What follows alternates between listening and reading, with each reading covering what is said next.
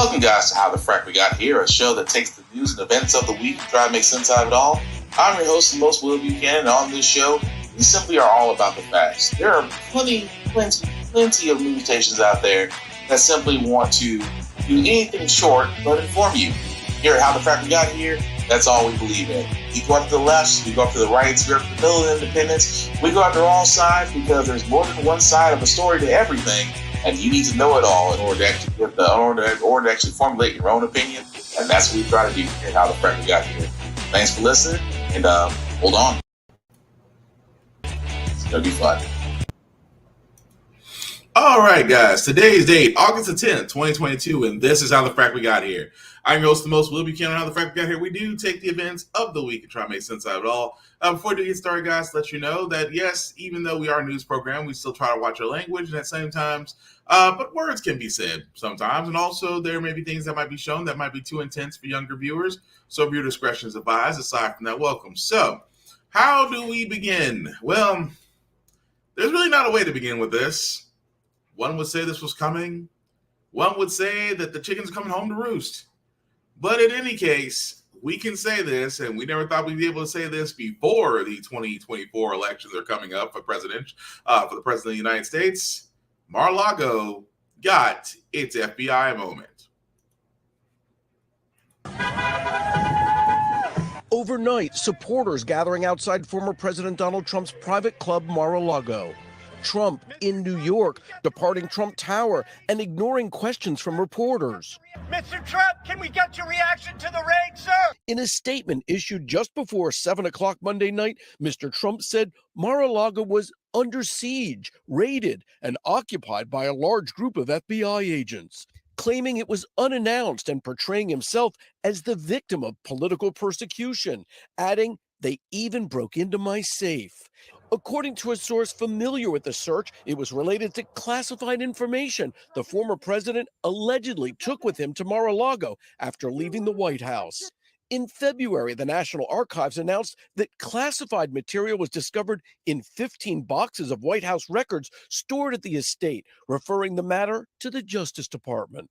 Eric Trump says he told his father about the search. To have 30 FBI agents, actually more than that, descend on Mar-a-Lago, give absolutely, no notice, go through the gate, start ransacking an office, ransacking a closet. They broke into a safe. He didn't even have anything in the safe. Republicans overnight criticizing the search. Senator Lindsey Graham writing, launching such an investigation of a former president this close to an election is beyond problematic. The Justice Department is also pursuing a separate investigation into January 6th. Last month, Attorney General Merrick Garland telling Lester Holt that an election would not affect their efforts. So if Donald Trump were to become a candidate for president again, that would not change your schedule or how you move forward or don't move forward? I'll say again that we will hold accountable anyone who is criminally responsible for attempting to interfere with the legitimate, lawful transfer of power from one administration to the next. Of course, as a candidate in 2016, Mr. Trump repeatedly blasted candidate Hillary Clinton for mishandling information in emails.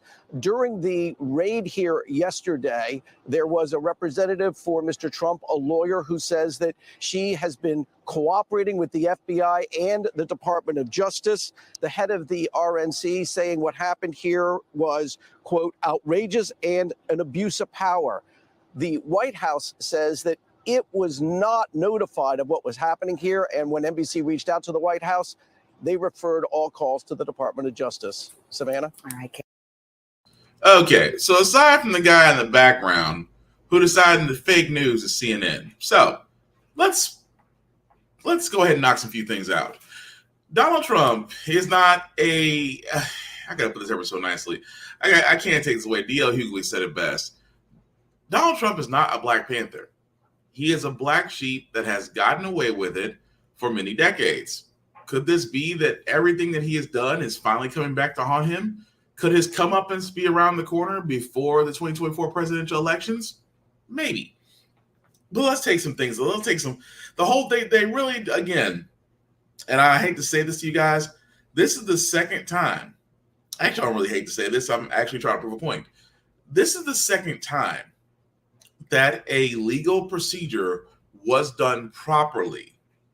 And Donald Trump, unfortunately, so he unfortunately gets to be a part of it.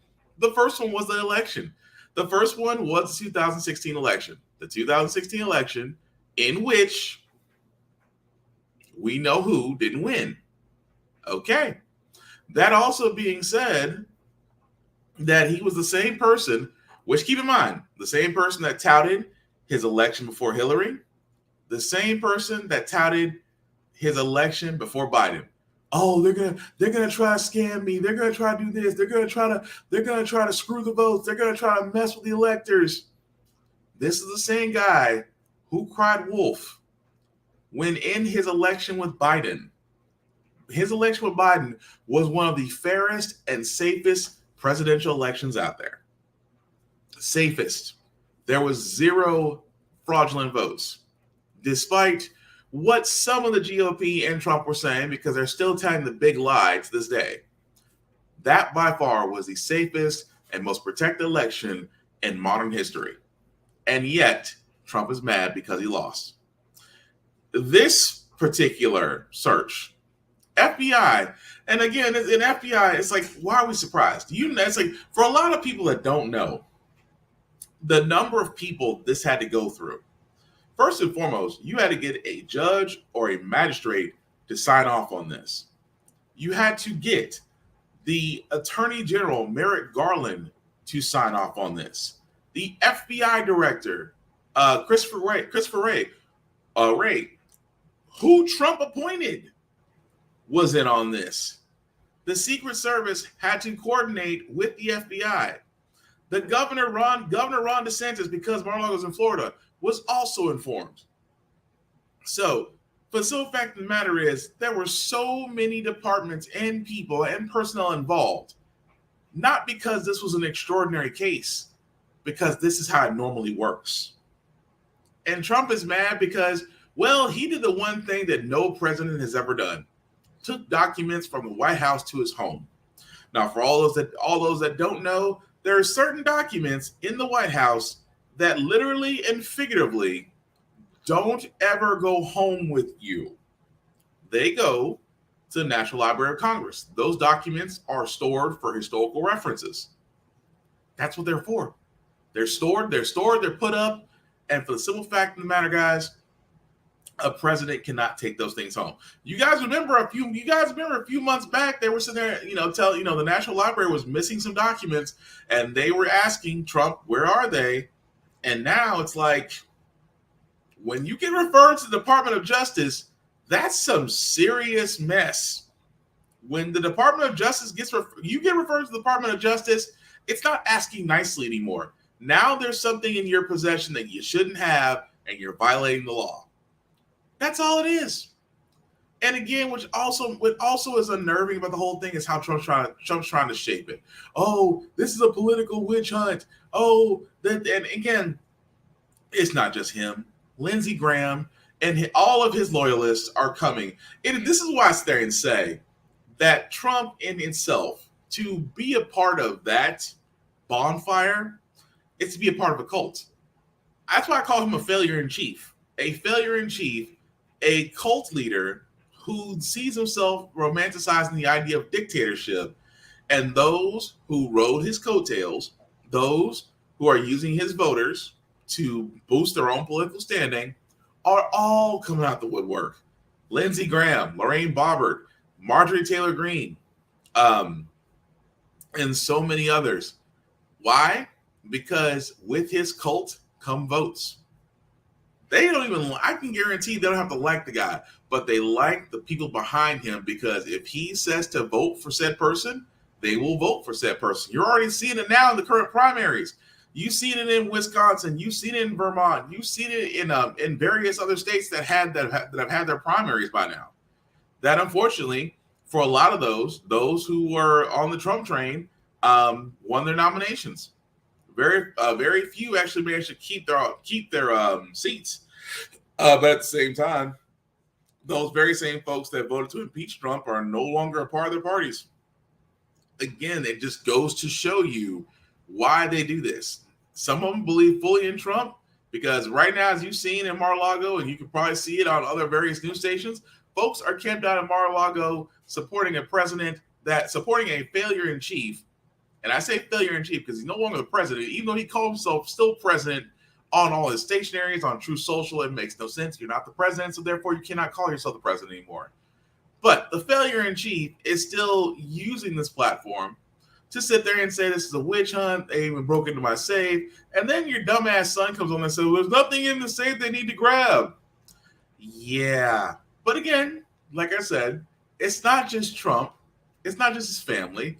It's not those that are just trying to make sure they stay okay in his private circle. Let's go to our friends at Fox News and see what they think of this whole thing. And again, you can't make this up. In the history of the Republic, we have never arrived at this point where a succeeding administration has sought to criminally investigate a previous administration of a president who's probably going to run for president again.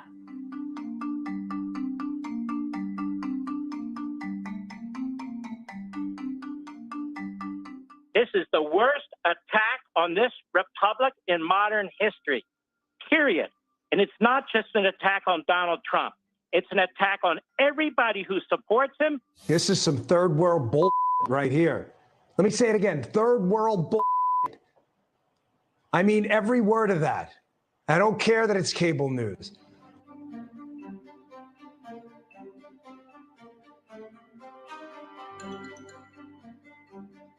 The former president himself confirming that the FBI has executed a search warrant on his home in Palm Beach, Florida today. He said in a statement that his beautiful home, Mar-a-Lago in Palm Beach, of course, which became his primary residence after he left the White House, is, quote, currently under siege, raided and occupied by a large number of FBI agents. He says after working and cooperating with the relevant government agencies, this unannounced raid on my home was not necessary or appropriate.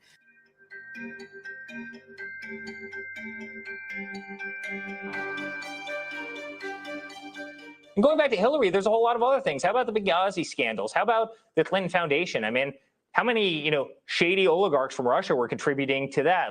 How about Uranium One? You want to talk about, scandals that were never investigated, never vetted?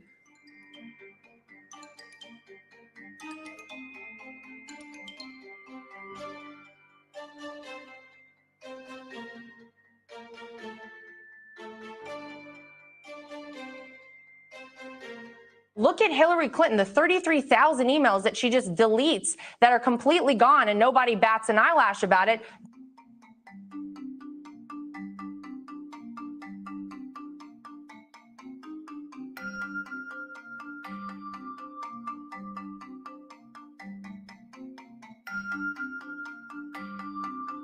We're at a political and ideological war, and they've obviously weaponized the Justice Department. We've done nothing about the FBI, and for 3 years they've been acting like the state police rather than the FBI, and now the Biden state police. I mean, this is an outrageous act. It's a disgrace.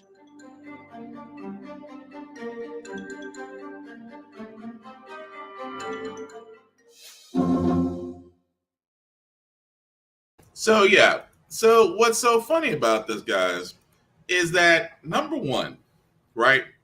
Why do they expect the Biden administration to be a part of this? It's the Justice Department. The Justice Department is doing exactly what it's supposed to do. It is supposed to remain, not only is it supposed to remain not associated with any party, it is literally the Switzerland in our U.S. government. That the Justice Department is supposed to go after anybody and everybody, including former presidents. You shouldn't be surprised by this. But you expect the Biden administration to sit there and go, we didn't know crap about this. This ain't got nothing to do with us. We're too busy trying to put out too many fires. We're not worried about, Carrot Top down in Florida. And rightly they should be. Because this is what Fox News and other conservatives do. That when Trump is attacked, they have to defend him. Even more so that Marjorie Taylor Greene, if you go on her Twitter, because it's still there, she's saying defund the FBI. Defund the FBI. You know what I find so interesting? That so many conservatives are attacking law enforcement right now, that Back the Blue and Blue Lives Matter are freaking quiet. Keep in mind what I said. Back the Blue and Blue Lives Matter are freaking quiet. No statements have been made. No Fraternal Order of Police has came out and defended the FBI. No law enforcement agencies have came out and defended the Department of Justice and their actions. Nobody has said anything, which goes to what I've always said, that Back the Blue, Blue Lives Matter, and All Lives Matter are bullshit. Because this is the reason why you think for those type of hashtag slogans that they would come out and be like, hey, we're just doing our jobs. We're doing what we swore to do. What the laws are, we have to go by laws and what we're enforcing. You haven't heard caca. So that's why I wanted to point that out so much when I was like, where's the Blue Lives Matter and where's the Blue Lives Matter and All Lives Matter folks? Back blue folks. Y'all are mighty quiet. You people with the Punisher logos and the blue line license plates and the blue line decals, where are you? Oh, that's right. You only come out when it's black people. Understand. I mean, racist hell. Understand. But the whole thing about it is that Trump doesn't realize, and I've been saying this, when it comes to the Department of Justice, the simple fact of the matter is they have a job to do. Merrick Garland, in my mind, made it clear as day that they will pursue the laws against whoever, whether it be a president, whether it be a current president, or whether it be someone who wants to run in a couple of years. It doesn't matter. And the fact of the matter that Lindsey Graham's talking about, well, this is so close to the election that it's problematic. No, it's not. It's not, because this isn't the presidential election. This isn't. As I've been saying that we're less than a month away. We're less than a month away now. This is the midterms. The presidential election doesn't happen for another 2 years. So how is it problematic? It's only problematic if the GOP decides to still keep Trump in their corner instead of doing the smart thing and separating yourself from him. You only look guilty if you back the guilty. Which, speaking of guilty, however, because again, I'm still waiting for Tucker Carlson and Sean Hannity, the other three heads of the Fox Hydra machine, to say something. I hope we catch it. We hope we do it. We hope we're doing a weekend review, because I still think the thing's funny as hell. But that's not the only legal problems Trump is having. Keep in mind, he is set for a deposition that was supposed to happen. But before I play what happened at a deposition, I just want to go down memory lane for a second. Y'all do remember this particular clip by any chance? Her staffers taking the Fifth Amendment. How about that? And her ringleaders getting immunity. Now, she has people taking the Fifth Amendment. 4 people plus the guy who illegally did the server. You know, he put in the illegal server. So there are 5 people taking the Fifth Amendment, like you see on the mob, right? You see the mob takes the Fifth. If you're innocent, why are you taking the Fifth Amendment?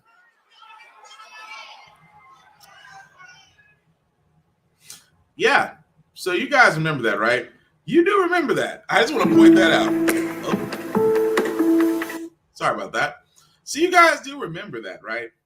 Remember when Trump sat there and said, and they were going off on Hillary, which again, it's funny that of all the things that the Trump and his people are trying to bring up, they keep bringing up Hillary.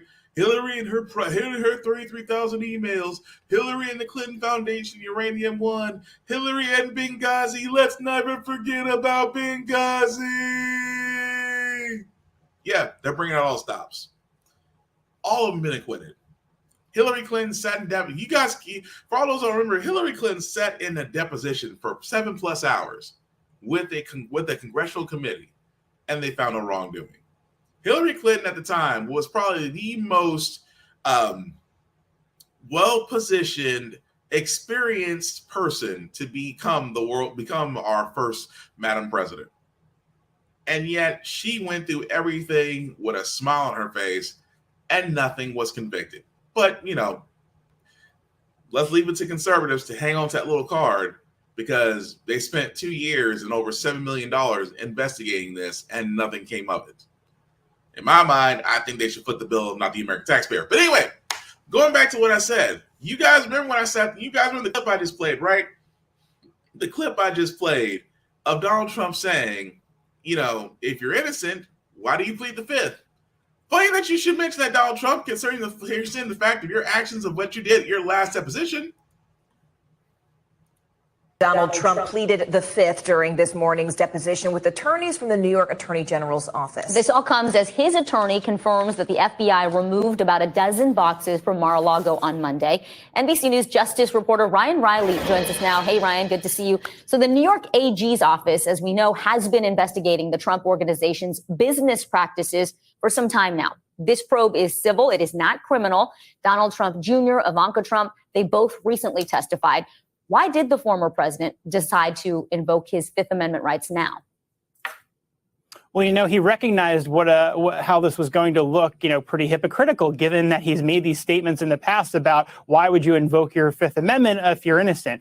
So I believe we have a quote here from the president in his statement in which he talks about this idea and sort of highlights this hypocrisy. If we could pull it up on the screen, he talks about this idea that he said, I once asked, if you're innocent, why are you taking the Fifth Amendment? Now I know the answer to that question. When your family, your company, and all the people in your orbit have become the targets of an unfounded, politically motivated witch hunt supported by lawyers, prosecutors, and the fake news media, you have no choice. So he sort of predicted some of the criticisms that he would face given his statements in the past about why would you invoke the Fifth Amendment. And, there's just a lot of hypocrisy going all around, both in terms of his invocation of the Fifth Amendment, as well as his criticism of the handling of the FBI investigation. This was an individual, Trump, who was very critical of a certain former candidate about their handling of classified information. And obviously doesn't seem to think it's so much of an issue anymore when he reportedly took so many of those boxes home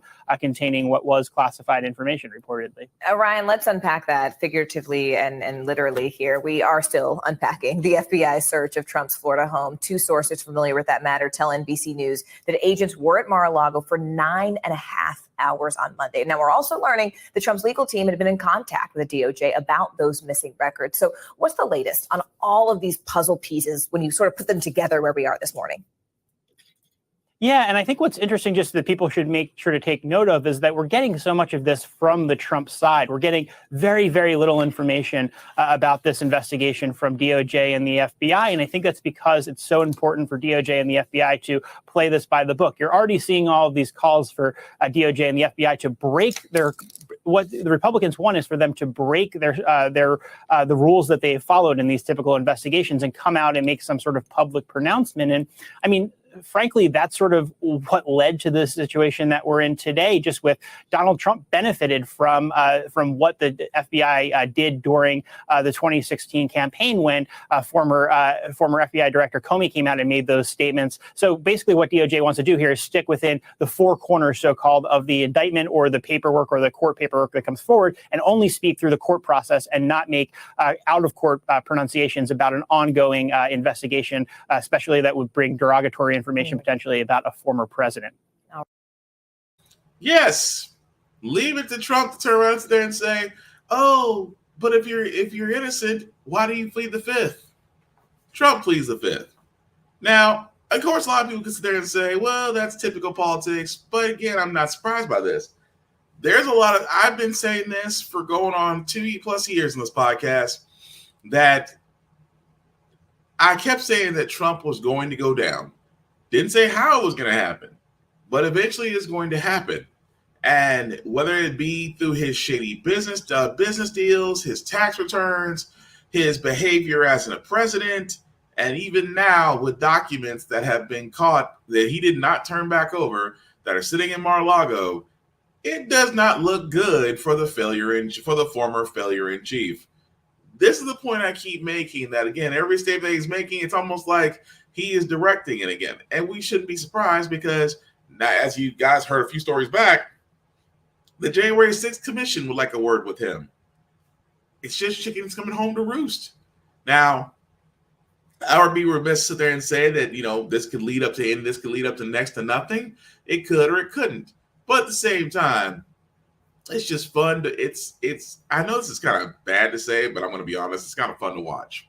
It's kind of fun to watch him, and everything around him is starting to fall, and the people are still hanging on to a burning house like rats on a sinking ship. I will never understand it. I really, truly won't. Moving right along, guys, again, in my home state of Tennessee, where everything's progressively backwards, I cannot believe that this is a thing.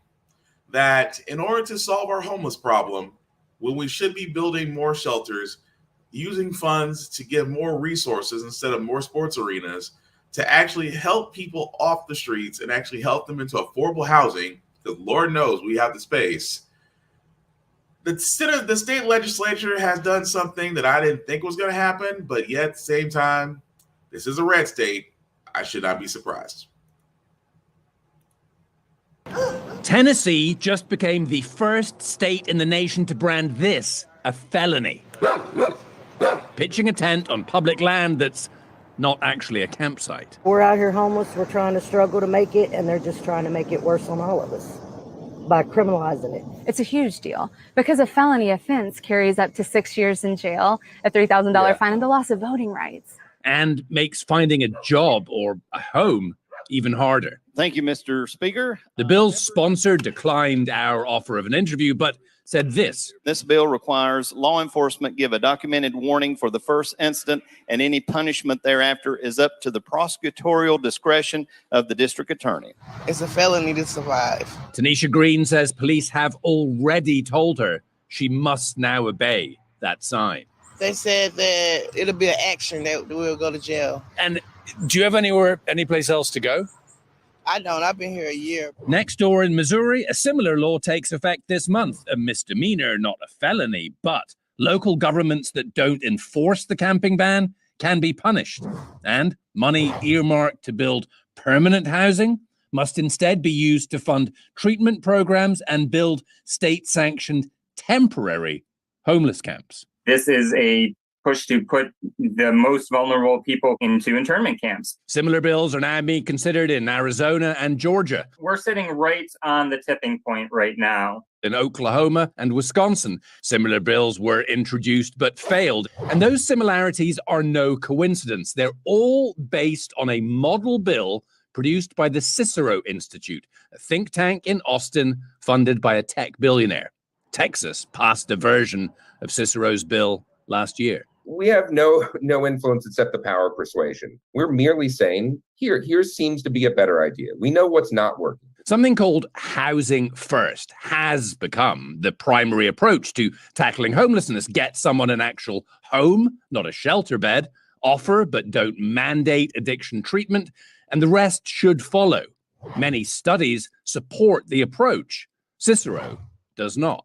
We don't have decades to wait to build up brand new houses for every one of those people. We need to have a solution that's acting right now. He's addressed lawmakers in Tennessee. Homeless encampments are bad for the homeless themselves. And in Georgia. We can't offer you alternatives, but you have to move. You need that, both the stick and the carrot, and this bill provides those. In a leafy Nashville suburb. I can see your issue. Yeah. You haven't seen anything yet. This is what Becky Lowe's local park now looks like. Nothing has been working. Nothing has worked. She now supports the stick approach, the threat of a felony conviction for just camping. Where do you think these people should go? Well, we have dozens of shelters throughout Nashville. I was in a temporary shelter and I didn't like it because you're not treated as a human being. A sentiment shared by many. Howard Allen now has a permanent home.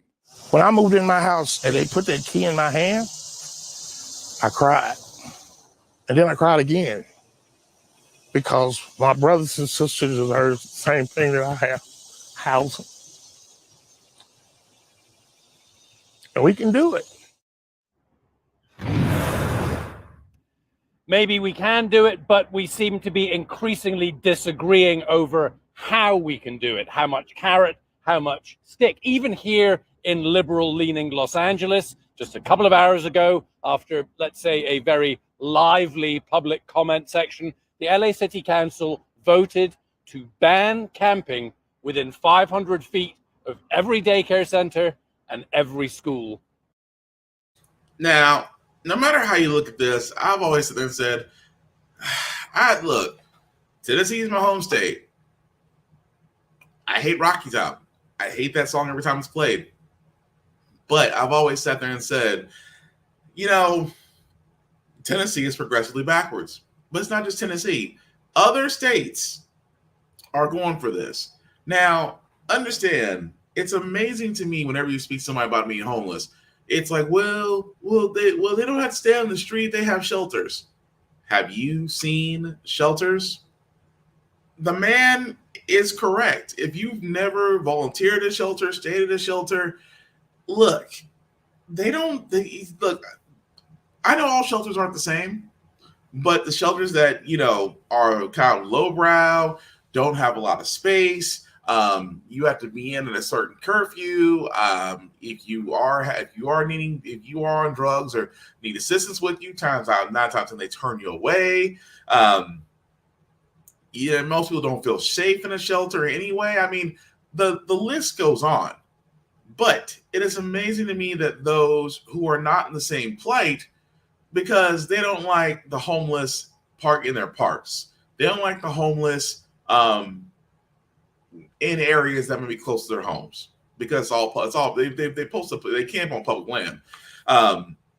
Most people sit there and say they don't like it. So what do? It's almost like panhandling. It's like you want to ban panhandling, but at the same time, there's still a lot of people out there, especially with the given housing market, that homelessness may increase. I've sat there and said it best. It is amazing to me that in Nashville, we have a lot of abandoned buildings, mostly hotel structures, that with the right funding can be made into apartments for homeless people, for the homeless. For all those, of course, the Mills SE is what I'm talking about. If you live in Nashville or been in Nashville for at least a year or two, you'll know what I'm talking about these abandoned hotel motel structures that can be refurbished, that can be built properly to be apartment homes for the homeless. Like, my thing is, for the simple fact of the matter, there's ways to fix this. This whole thing of, well, they just won't go. I was like, you have to. It's like, well, again, if you've never stayed in a shelter, then you kind of understand if you've been in a shelter in that situation before, you understand where they're coming from.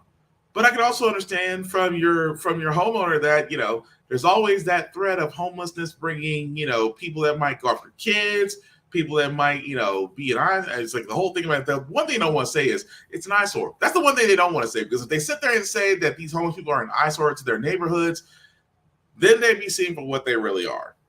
What I'm saying is, instead of legalizing it, especially in Tennessee, making it a felony, which again, that is the worst enforcement ever, to make homelessness or camping out on public land a felony, which means that now officers are going to be forced to have to enforce that, and if so, it's felon. Which means that, as the journalist said in the bit, that if you are arrested, there goes your ability to vote. There goes your hard for you to get a job because you're now a felon. You can't own firearms. It's like a whole bunch of rights get taken away, simply put, because you're just trying to survive. There are multiple ways to actually help the homeless, and housing, giving them housing, especially housing that can help them out their feet. There's programs that we can be doing with this money. And I've always said this to Nashville. Nashville will blow money on a stadium first and then somehow get to people at the end of the list with the very little funding that's left over, but still wonder why you have a problem. I don't think, again, making it a felony is not going to decrease homelessness. They're just going to be going to riskier places, or just going farther out in the woods where nobody's going to pay attention to them. Again, this is not going to decrease it. It's just going to make it worse. But why am I surprised? It's Tennessee, progressively backwards. Speaking of things that are backwards, guys, I wanted to get to this next story anyway, because you guys remember that the story of Emmett Till that it wasn't too long ago that a warrant that was literally and figuratively in the basement of a courthouse was yet to be served. And for the simple fact of the matter is that because it was sitting there to indict the woman that accused 14-year-old Emmett Till at the time of making advances toward her, right? That was supposed to be served. Now, did not know this until about a couple of days ago that this was looking into to see about whether or not they were going to indict the woman on the warrant, who you can see right there, Kellen Bryant Dohan, which unfortunately the grand jury has declined not to indict her, which again, this was almost nearly 70 years ago. And this is the woman that lied. The woman that lied to law enforcement at the time that Emmett Till was the man that was doing that to her. And the grand jury returned a no bill to the charges of both kidnapping and manslaughter. So I know a lot of you people are going right now, it's like, so she just gets to walk away. Unfortunately, yes. Because again, the grand jury decided that they did not want to press charges. I call BS, because Emmett Till was still one of the greatest tragedies in U.S. history. That not only will the people that did those tragedies and unspeakable things to that young man will never see their day in court, the woman who literally started all this will now never see a day in court over this. That is beyond fracked up. At the same time, I cannot imagine a jury unanimously voting not to indict, which again just makes me wonder how far we've really come if those atrocities are never really looked at, never really found accountable to those that have caused it. Well, again, it's hard to demand justice when you go down there and you find just us. Boomerang along, guys. I did want to cover this next story as well. That again, there has been something positive out of this week. Outside of the PACT Act being signed, which again took a lot of shaming on the Republicans' part because they did not, as much as they love veterans, they rather love wars. They were actually able to get a few bills passed. One was one bill that I think will actually help America in a positive way, because right now we are missing out on something that is needed in almost everything that we use. To Washington tonight, and President Biden marking a bipartisan victory and a major move tonight for American manufacturing, signing the $280 billion CHIPS and Science Bill to increase semiconductor production here in the U.S. Those chips in everything from cell phones to cars to military weapons. What it could mean for jobs and for American companies. Our senior White House correspondent Mary Bruce tonight with one manufacturer ready to go. Tonight, a nearly $53 billion boost for American manufacturing of tiny but critical computer chips. Technology powering everything from cars and cell phones to weapons of war. Folks, we need to make these chips here in America to bring down everyday costs and create jobs. The chips are essential to almost all technology, but made largely overseas in Taiwan and China. And supply chain issues have been causing major shortages and severe price hikes here at home. At this factory in Buffalo, New York, the company Spark Charge relies on these chips to manufacture mobile chargers for electric cars. The CEO, Josh Aviv, at the White House for today's bill signing. There's chips that we used to purchase maybe a year or two ago that used to be worth $1.98. That same chip today can range anywhere from $215 all the way up to $400. He says having these chips made in America will be a game changer. This means now we can boost production, we can hire more people, and we can ship more product quicker. The president has been taking a big victory lap here at the White House, celebrating a string of wins on his top priorities. And today. And again, I love that. That is actually a good move. Semiconductor chips, as they said before, it's used in everything. But that used to be an imported item to the U.S. I have always sat there and said, in order for the U.S. to be competitive, we have to actually present products that can be made here, that can be sold here, and therefore boost our economy here. Semiconductor chips can definitely do that. I have no issue with that. That's exactly what we should be investing in. I still think we should be investing in green energy. I still think we still should be looking at renewables and things of that nature. But I've got nothing against semiconductor production because, again, as a gamer and as a person who builds computers, I have felt the pain of trying to get video cards right now for PCs. It is a pain in the butt because everything is priced way high because semiconductor chips. Oh, and if you're looking at electric cars or just cars in general, we can finally get those cars that have been sitting on lots for a time that can't be used because they're missing the very same semiconductor chips in order to actually operate. Again, it's a win all around. It's something that you cannot find a lot of fault in, just because the simple fact of the matter that it's helpful on all fronts, especially the fact that not only just job creation, but boosting our economy, and at the same time, lowering prices, which we all want right now during this inflation. So no issue with that. Moving right along, guys, it is amazing to me that we just can't seem to get Florida out of our rear view because with the thing of Roe versus Wade, guys, we are still running into states that are either trying to ban abortions or limit abortions to unreasonable weeks of pregnancy. The Attorney General for Florida has decided that he will not criminalize abortions in the state. Ron DeSantis decided that, no, you can be suspended. Again, you can't make this up.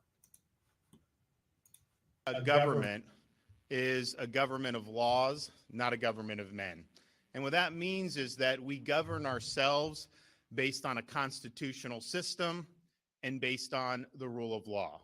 But yet we've seen across this country over the last few years, individual prosecutors take it upon themselves to determine which laws they like and will enforce and which laws they don't like and then don't enforce. Here I asked my staff in my office to look around the state of Florida and to make sure that that was not going to happen here, where you would have individual prosecutors nullify laws that were enacted by the people's representatives. The prosecutor, state attorney for this judicial circuit, Andrew Warren, has put himself publicly above the law. Most recently, after the Dobbs decision was rendered by the U.S. Supreme Court, he signed a letter saying he would not enforce any laws relating to protecting the right to life in the state of Florida. And mind you, we have had prohibition on third trimester abortions for a long time.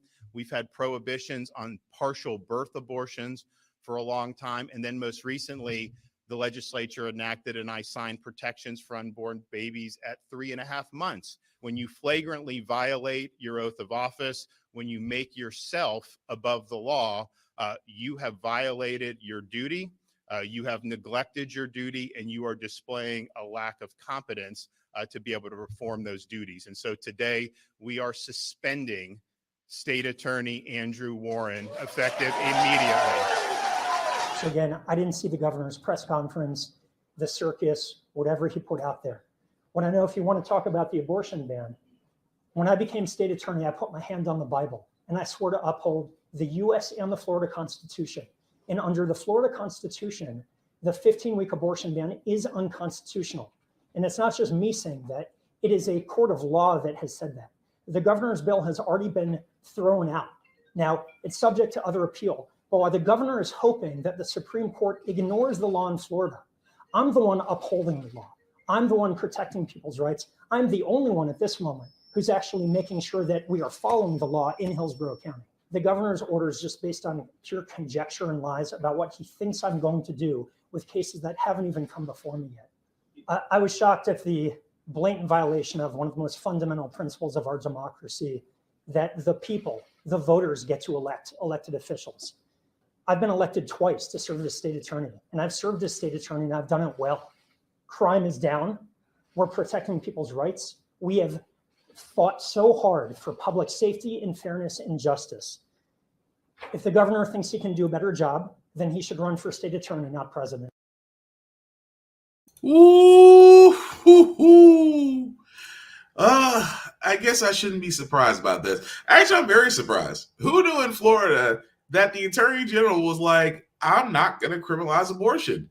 And Ron DeSantis is like, wah, wah, wah. You're suspended. I didn't think the governor had the ability to suspend the attorney general. I could be wrong. I'm not really that familiar with Florida law, but I'm just like, Ron DeSantis has been doing quite a lot that makes you wonder if it's within his wheelhouse to actually be able to do it, because he acts more like a he acts more like a regent or a king of Florida than the actual governor.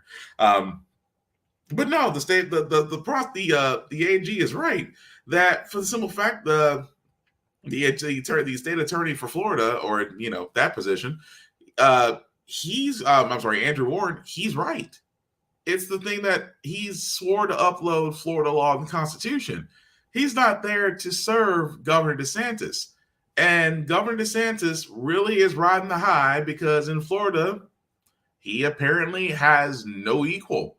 But at the same time, imagine that you can just suspend your state attorney just because he doesn't agree with your point of view. And again, that just goes back to tell you how dangerous it is. A lot of these conservatives, when put in power, will do some stuff that'll be questionable as hell. And I do mean questionable as hell. Just saying. But we will follow that story as it comes along. Now, the other side, like I said before, guys, not only with the semiconductor plan being passed, the Democrats were able to actually get another bill passed, the Inflation Reduction Act. Now, it's not everything that we wanted, but this will explain why. Alexis Christoforous for more on this bill's potential impact. And Alexis, they're calling this the Inflation Reduction Act. There's a ton of spending, though, in this bill. So how is it going to bring down inflation? Well, I've been talking to a number of economists and market strategists, Diane, putting that question to them as well. And most of them say that this Inflation Reduction Act is misnamed. They say it is a bill that is a tax and spend deal that will ultimately have minimal impact on inflation. And one thing they all agree on, it will not have any sort of an immediate impact on Americans' wallets. You know, the midterm elections are just about 3 months away. This bill, if it is indeed made law, won't have any real impact on inflation for at least a year to 18 months or more. So this is definitely not a quick fix. Also want to note that the Congressional Budget Office and other economic organizations actually studied this bill, and they too say it will have a minimal impact, if any, on inflation in the long term.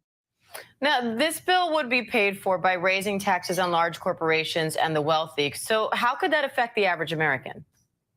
Right. And that's a big part of how they're going to be paying for this bill. In fact, the 15% corporate tax rate is supposed to pay for 40% of what is in this bill. And, there are mixed feelings about this. Most economists believe it is going to be a punishment, really, for the average corporate America corporation here. This is going to affect companies that are worth more than $1 billion in this country. They say that ultimately this is a tax on shareholders, and that could even affect stocks that are in Americans' 401k plans.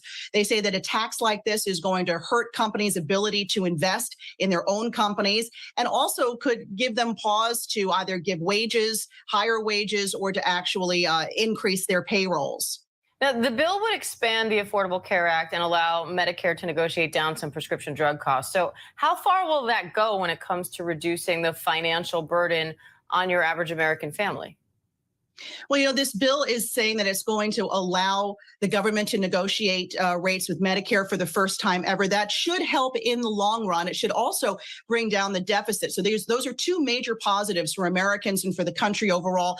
But again, in the longer term, most economists I spoke to believe that Americans will start to see some much needed relief in terms of their health costs. But again, that won't happen until at least 2024 or 25. And this bill also aims to fight climate change. It's implementing tax credits for clean energy initiatives. So how does that process work? So tax credits sound really good, but when you look at the numbers, it still doesn't move the needle much for Americans. I mean, this tax credit that they're offering for electric vehicles, I think it's $7,500.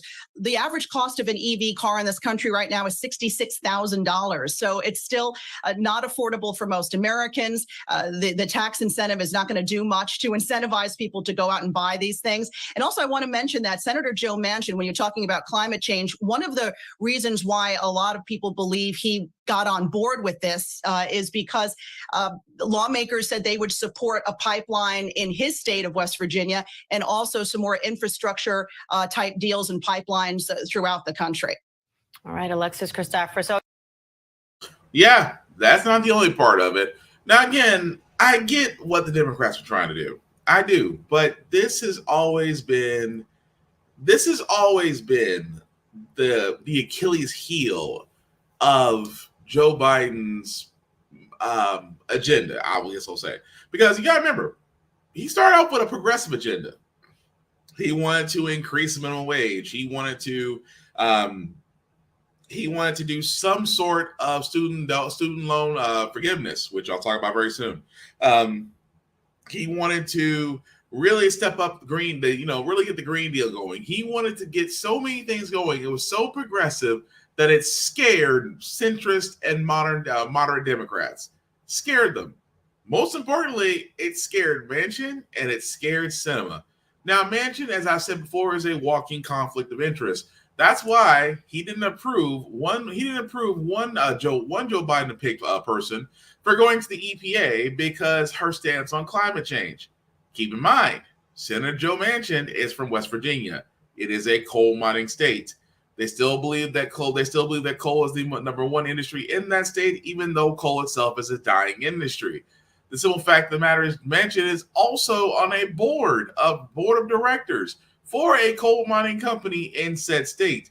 Any Green New Deals would impact coal as far as its emissions, would therefore reducing it, therefore would reduce Manchin's paycheck and bank account, if you will. He is a walking conflict of interest. A man that is literally sitting on a board of directors for a coal mining company should not have any say in anything EPA or climate control related, because that looks like you have a conflict of interest. Kristen Sinema is for corporations. When they asked her about the Inflation Reduction Act that they're trying to pass, instead of her using her own brain, she went back to the Arizona Chamber of Commerce and asked them if this is a good idea. Let me stress this again. Kristen Sinema went back to the Arizona Chamber of Commerce with the Inflation Reduction Act plan that the Democrats wanted to pass and asked them, is this a good idea? Keep in mind, this is the same woman that in that plan, there was a tax on private equity firms. She received a $500,000 campaign donation from equity firms literally 3 months ago, and is now saying that it's a bad idea for her. The only way she can get on board with this, I should say, the only way that she got on board with the Inflation Reduction Act that just got passed, the only way she got on board is if they remove that from the bill. The same way with Manchin. They also removed certain climate change things around investments, things of that nature, to get him on board, along with incentives for his state. Do you see the problem here, folks? That in a slim controlled Democratic state, that for the simple fact of the matter, 2 senators basically altered the progressive movement on Joe Biden's agenda. Now, granted, Biden was able to accomplish some things, but not a lot of things. But in this case, for them to simply pass not only a semiconductor bill, but to get somewhat of an inflation bill, which does have some perks. It does. Number one, Medicare will finally be able to negotiate drug prices, something that Republicans have fought tooth and nail against. I cannot stress that enough. Republicans have fought tooth and nail about Medicare being able to negotiate drug prices with companies because I said this before, I'll say it again. Healthcare companies and drug companies set the prices. There's no argument. At the same time, the U.S. for a long time has been a closed-off drug market to other countries. We've only been able to deal with the U.S. The U.S. has only been able to deal with Canada and Mexico. Everyone else, pretty much persona non grata. But there is, like I said before, there is some pluses. But the one thing that I do want to stress out very heavily, which would have been a great thing in this bill had it got put in, was the fact the insulin cap. That, again, I want to stress this very carefully, Republicans had it stripped. Yes, the price on insulin would have been capped at $35. Republicans wanted the bill, wanted that part literally removed from the bill, and then blame the Senate rules on budget reconciliation for that. Yes, that was the weak sauce. Keep in mind, the simple fact of the matter is that was the weak sauce. And I stress this very heavily from the party that says they care about businesses, small people, veterans, and children. They do not care that you have to pay buku bucks for your insulin, for your Humira, for your kidney dialysis, for all the life-saving medical treatment and medicines that a lot of Americans need. Republicans do not care how much you have to pay. Even if something as simple as passing a $35 cap on insulin, in which a lot of Americans need because they are diabetic, they couldn't even say yes to that. Nearly all of them voted no. Nearly all Republicans voted no on capping the price of insulin at $35 to be included in the Inflation Reduction Act. All I'm going to sit there and say is, guys, keep in mind when you go to the polls in September. Keep in mind when you go to the polls in September, especially those who have to decide between rent, utilities, insurance, and your medicine. Keep in mind who said no to you, but yet their paychecks, their insurance, and above all else, their jobs are secured. So all I'm saying, keep in mind who you vote for. Last story I got, guys, before I get out of here. Again, I am not surprised by this, but Biden needs to make a decision. The Biden administration is going to again extend the moratorium on federal student loans before it expires at the end of this month, August 31st. They're extending it again. I cannot keep stressing this. It has been said by many people. I'm merely repeating the course. If you have the ability to extend the moratorium and keep pushing back the goal lines on when student loan payments are expected to start, if you are consistently kicking that can down the road, you have the ability to forgive it. If you keep pushing it back, you have the ability to forgive it. I have sat there and said over 20 million Americans are affected by student loans. Student loans have kept people from buying cars, purchasing homes, increasing their credit profiles, starting a business. It has literally been the block. And despite how you feel about it, despite how you feel, oh, well, you shouldn't be able to take out those loans if you think you couldn't pay them. I don't care how you people feel about that. We've been down that road of what happens when not everybody has the same financial opportunities. Not everybody has the same lanes to college. Not everybody had the same means to go. Sometimes you did have to take a loan to actually get there. The problem was that the lack of jobs that was out there post-college was something that nobody expected. That also being said, folks, we are literally still sitting at $1.7 trillion, which we have spent 5 times over in wars alone. If we can spend 5 times the amount of the student loan debt in wars in Afghanistan and other places, we can certainly forgive the student loan debt. We can forgive it, because imagine what happens. You have just raised the credit and financial profiles of 20 million Americans. 20 million Americans who do not have to worry about loans that they will never get out from under, but will become spenders, consumers, homeowners, car owners, business owners. The simple fact of the matter is, if that debt is forgiven, credit profiles be raised. And you know what, Biden? If you forgave student loan debt before the 2024 election, you're guaranteed to win the next election. I'm going to go ahead and call it. I will go ahead and call it. Aside from the fact of decriminalizing marijuana, if Joe Biden did one of those two things, or did both just for bonus points, you have just guaranteed your presidency for 2024. But again, like I said, if you can keep constantly kicking the can down the road on when student loan debt payments are going to start, it can be forgiven. It can be done. And it's been way past time for it to be done. But that being said, guys, we're going to go ahead and move on to our feel-good segment, because usually how the Frack got here, we usually cover a lot of things that are doom and gloom and sometimes make you lose faith in humanity. But hey, it's hump day. Tomorrow's Friday, which is Thursday. So we do want to leave you out. So we do want to leave you guys out with some good vibrations. And hopefully this next story has done that, because again, I always love finding stories about teachers and the impact they have on students because I have a special place in my heart for educators. And this one is no different. And it is always cool to see them not only get their flowers, but get rewarded for their good deeds. Check it out. With a very special surprise for an A, goes above and beyond for her students and her family.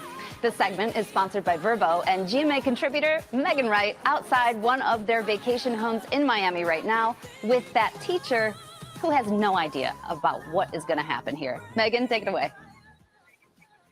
Hello, hello. I am here with Vicky Puentes. Now, Vicky, you think that we are here to celebrate several teachers all over Florida, but guess what?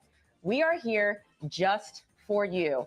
You are live on Good Morning America. We have something special planned. If you'll come with me, Vicky. I need you to trust me, Vicky, okay? I'm going to open the door up for you here. Open the door. Watch your step, Vicky. Watch your step. Watch your step. Watch your step.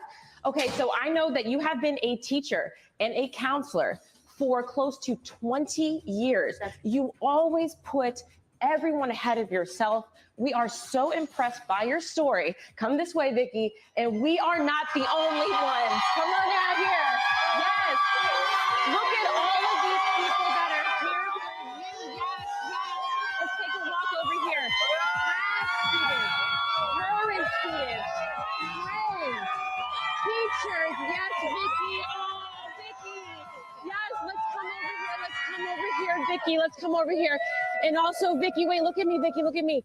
I know you think that your family probably sleeps in, but they didn't. They are here as well. Your family is here. Yes. We even flew your son, Danny, from Orlando to be with you as well. Now, Vicky, we wanted the people that you love to be here to honor you. We know your incredible story, but we want the rest of America to know it as well. Take a look. I'm posting a newsletter every single week. Stuff about PSAT, everything that you need. The 7 common. It's the middle of summer, but Miami Senior High advisor Vicky Puentes is taking no days off. Good afternoon, CAP office. This is Ms. Puentes speaking. For the last 5 years, she's been the school's college assistant program advisor. The symbols of her selfless dedication are pinned with pride on the CAP office walls. The hours that I put in here are never wasted. Everything that I do is just to maximize somebody else's personal and human experience. Class of 2022 graduates Samantha Yera and Gabriel Ferrer say inspiration could be found in these halls. Coming here and seeing people like Ms. Puentes is the things that makes you want to wake up in the morning. These first-generation college students are navigating uncharted territory. I had no idea what I was doing when I was filling out my financial aid applications. It could have felt lonely, but it didn't because she was there. Whether it be Ivy League or HBCUs, Mrs. Puentes' mission is to inspire her students to dream without limit. I'm from the same neighborhood. I still live 5 minutes from here. And success is definitely at their reach. Their background doesn't necessarily dictate who they can become. This 4-block radius isn't their limit.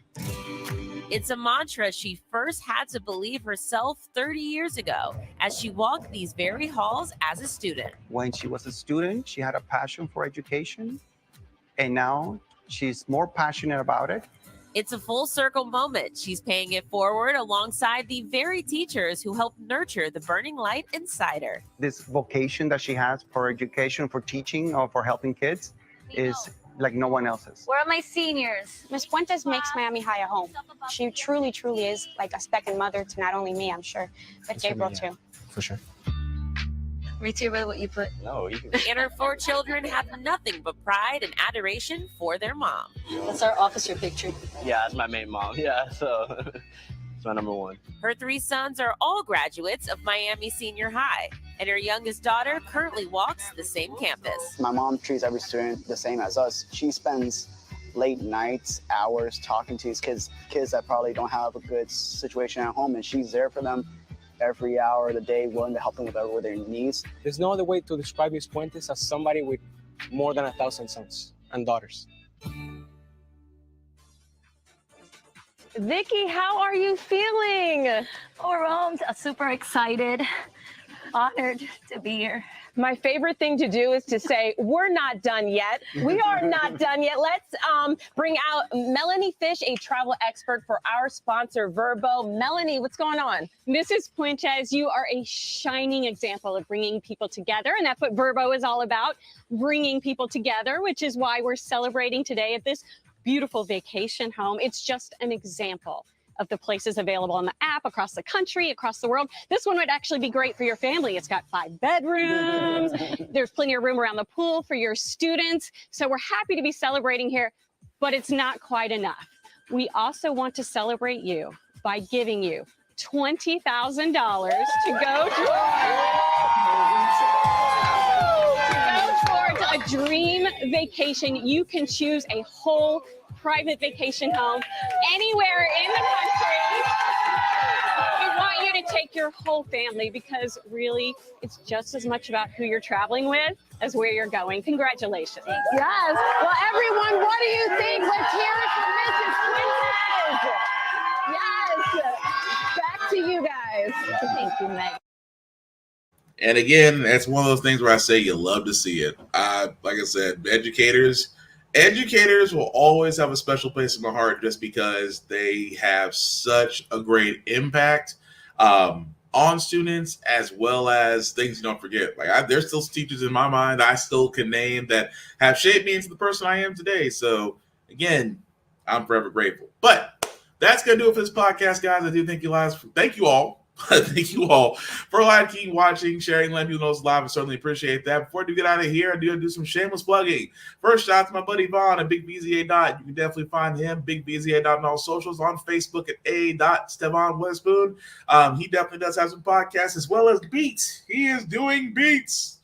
He is back to its roots. Very talented producer and beat maker. Definitely check him out for the beats he makes. And even though if you find some that you might purchase yourself, definitely reach out to him at Big BZA Dot on all socials. As for yours truly, guys, as you can see, as far as socials for me, guys, whether it's on TikTok, Snapchat, Instagram, everywhere, Twitter, you can find me at BlackFox447. Like and follow me on all socials. I like to actually post things that I've seen, that I've watched, that I reviewed. I also like to post gym stuff because I do a couple push-ups. At the same time, guys, I am all about motivating and pushing each other forward because we have had a rough couple of years. And honestly, my wish is that we could all be a little bit kinder, a little bit more decent to each other, a little bit more open. Like I said before, check on all your friends, family, loved ones, because not just making sure they're doing all right, they could all be fighting battles that none of us may know about. And by checking on them, you might do a lot more than showing that you care. You actually may save a life in the process. So again, be kind. It takes zero energy to be nice. It takes everything to be a dick. So don't be a dick. Aside from that, guys, like I said before, if you're going to be out in heavy areas with a lot of traffic, please still wear a mask because, again, the coronavirus and its Decepticons and its variants and monkeypox. Who didn't have monkeypox on their bingo card for 2022 is out there. Please be careful. Please take care of yourselves and each other, and that's how we're going to beat this in this pandemic era. Last but not least, guys, the thing that you see at the bottom that's been tracking is also my link tree. I'll just make that a little bit bigger. If you copy and paste that into your browser, take to my link tree that has the YouTube and Facebook groups for all of my podcasts. How the Frack got here, get bitten, of course, off of this podcast. Please like, share, and subscribe. Like, share, and subscribe. Like, share. I don't have the visuals yet, but I'm getting there. Like, share, and subscribe because I do want these things to grow even bigger than what they are. Last thing I'll say about how the Frack got here, guys, it's all about staying informed. We are not trying to reinvent the wheel. We are simply giving you all the information to allow you to make up your own mind, but we're providing a logical perspective that goes along with it. We do a lot better as a society when we're informed. We're progressive. We move forward. We try to right the wrongs of our past by making decisions now that we should have done back then. Like electing our first Black woman to the Supreme Court, electing our first Black woman to the Federal Board of Governors, electing our first 4-star Black general in the U.S. Army. The U.S. Marines. Apologies. Also electing our first woman to a high commanding post in the U.S. Navy. When we don't learn from history, we are doomed to repeat it. That's why we keep asking ourselves, guys, why does everything go by our paycheck? Why are we electing new politicians but still the same old game in Congress? And most importantly, how the Frack we got here? Thank you all for watching, guys. Please take care of yourselves and each other. We will